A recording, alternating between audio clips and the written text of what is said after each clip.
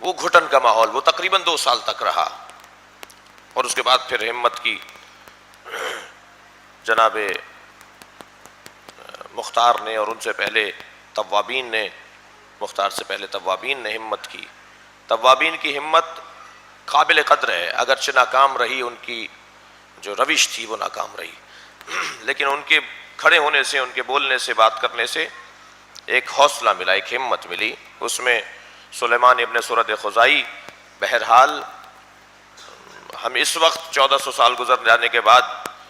لمبی لمبی باتیں کرنا شاید میرے لیے تو اچھا نہ ہو، اس لیے کہ وہ دور بڑا سخت دور تھا۔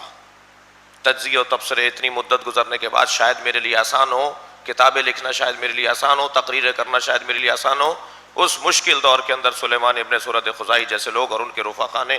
جو توابین کے عنوان سے قیام کیا، وہ بہرحال ایک بہت بڑا کارنامہ تھا۔ اور اس کے بعد مختار نے جس انداز سے تحریک شروع کی، پھر ان کے بعد آگے جا کے حضرت زید شہید کا قیام، ان کے بعد شہید فخ کا قیام، ان کے بعد حضرت یحییٰ ابن زید کا قیام، اور ایک 6-7 بڑے بڑے قیام جو شیعی قیام تھے، جو بیداری کے قیام تھے، جو لوگوں کو حوصلہ دینے کے قیام تھے۔ اور ان سارے قیاموں میں جو سب سے زیادہ کامیاب قیام رہا، جو ہدف مند رہا، جو نتیجہ خیز رہا، جس نے جو نعرہ لگایا تھا وہ پورا کر کے دکھایا، جو اپنا لوگو موٹو، جو اپنا آپ لوگ بولتے ہیں جی اپنا پرچم جس نام سے بلند کیا تھا، وہ کام کر کے دکھایا کہ میں قاتلان حسین سے انتقام لوں گا، وہ حضرت مختار کا قیام تھا۔ حضرت مختار پر بھی قیل و قال ہیں، احادیث کے اندر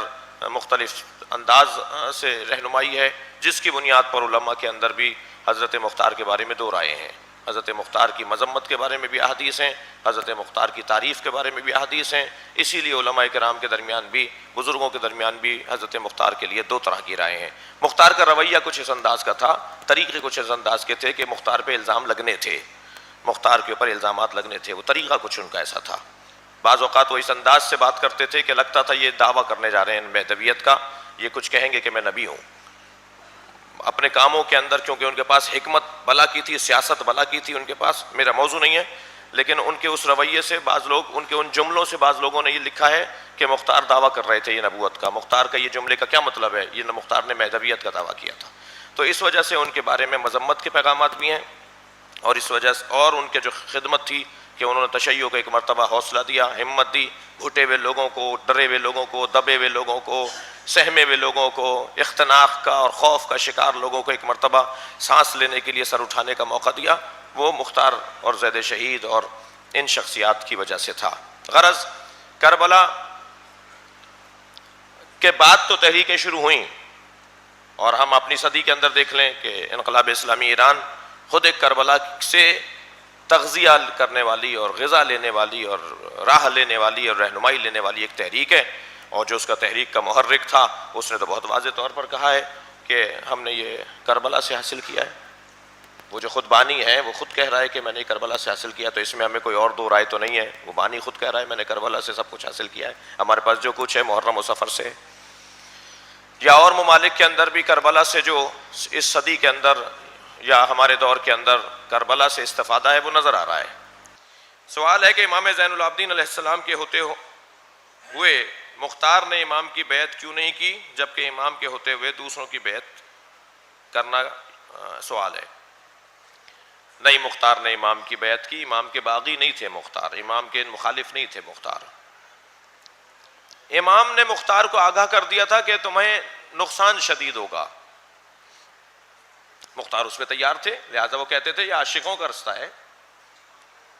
ان مختار نے اپنے دوستوں سے جب مختصر خطاب کیے تو انہوں نے کہا یہ عاشقوں کا رستہ ہے، مرنے کو تیار ہو مگر پہلے کام پورا کریں گے ہم۔ اور مختار کی مینجمنٹ اور سیاست تھی کہ مختار نے تقریباً کوئی 24 یا 25 کی تعداد ہے جو بڑے نامور قاتل تھے کربلا کے، ان کو مختار نے مارا ہے۔ امام کی طرف سے ایک نامہ بھی لکھ لیا تھا، لوگوں نے کہا ہم تمہاری بیعت نہیں کریں گے، امام سجاد کا تمہارے پاس کوئی تائید ہے؟ تو امام کی طرف سے انہوں نے خط لکھ لیا۔ وہ جو مختار کی مذمت میں باتیں آئی ہیں ان کا ایک جلوہ دیکھ لیجئے آپ، جو ائمہ نے مختار کے خلاف بھی بات کی ہے یا روایات میں مختار کے خلاف بھی باتیں ہیں، ان کا ایک جلوہ دیکھ لیجئے۔ مختار نے امام سجاد کی طرف سے جعلی خط لکھ لیا اور لے جا کے اس مجمع میں پڑھ کے سنا دیا کہ جی یہ خط ہے۔ جب اس کی تصدیق کی گئی تو امام نے پوچھا ان لوگوں سے کہ اس میں کیا لکھا ہوا ہے؟ انہوں نے کہا جی یہ لکھا ہوا ہے۔ حضرت نے فرمایا کہ یہ غلط تو نہیں لکھا ہوا۔ امام نے اس خط کی مخالفت نہیں کی، جبکہ وہ امام نے نہیں لکھا تھا۔ کہا یہ غلط تو نہیں لکھا ہوا، یہ نہیں کہا میں نے نہیں لکھا ہے۔ تو مختار بہرحال ایسے آدمی تو تھے۔ ویسے میں آپ سے عرض کروں کہ جس ماحول میں آج ہم ہیں اور جس ماحول میں مختار تھے، جس ماحول میں امام حسین تھے، اور مکثر ایسے ہی رہا ہے، یہ جو ماحول ہوتا ہے نا سیاست کا، وہ بہت مشکل ماحول ہے۔ اس میں سیاست کرنا اور اس میں اسی انداز سے اپنی قوم کو آگے لے کے چلنا۔ جب شہید حسینی نے بھی مینار پاکستان میں تحریک کی سیاست کا اعلان کیا تھا تو نیچے آ کے گھر آ کے جہاں پر قیام تھا وہاں سارے علماء سے کہا تم نے اعلان تو کروا دیا اس ملک میں سیاست کرنے کا، اعلان کیا تھا تحریک نے سیاست میں حصہ لینے کا، پھر الیکشن بھی لڑا، تو انہوں نے کہا تم نے اعلان تو کروا دیا مگر یہ کام بہت مشکل ہے۔